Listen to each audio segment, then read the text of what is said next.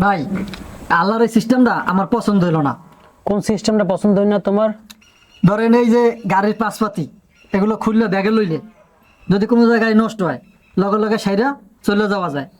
এই সিস্টেমটা যদি মানুষের মধ্যে থাকতে, ধরেন মানুষের কথা হাত পা ভেঙে গেছে, সে হাত পাটা ব্যাগে কিন্তু বাই করে লাগাইয়া সুস্থ হয়ে যাওয়া যাইতে।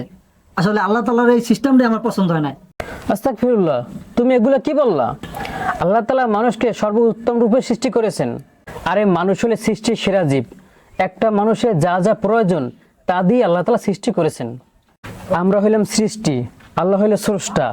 তুমি সৃষ্টি হয়ে কিভাবে স্রষ্টার ভুল ধরো কও?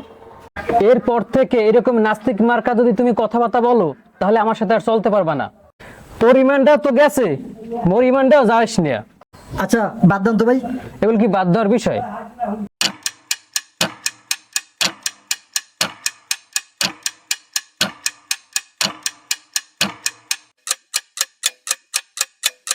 তার বিলটা দিয়ে লই। দাঁড়াও দাঁড়াও দাঁড়াও, আমি দিব না স্যার বিলটা।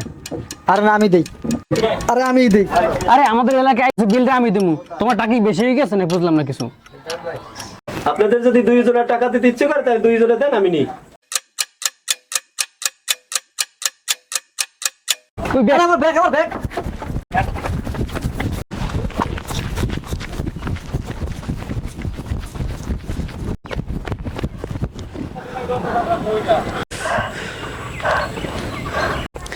এ কেমন চোর, এক সেকেন্ডের মধ্যে উদয় হয়ে গেল।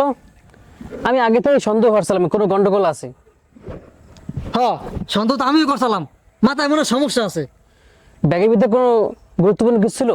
আর তেমন কিছু ছিল না, ওই কিছু কাগজপত্র আর অল্প করে টাকা আসলে। যাক, টাকা টাকা থাকলে সমস্যা নাই। তুমি মনে করো তোমার শরীরের অঙ্গ প্রত্যঙ্গ যদি ব্যাগের ভিতরে থাকতো, এখন তোমার কি অবস্থা হইতো? আসলেই তো আমি এতদিন ভুল পথে ছিলাম, আমি আসলে ভুল করছি। আমি এখন আমার নিজের ভুল নিজে বুঝতে পারছি। আস্তাগফিরুল্লাহ। আমি আমি আসি তলে। যাচ্ছ কোথায়? আমি আল্লাহর কাছে ক্ষমা চাও।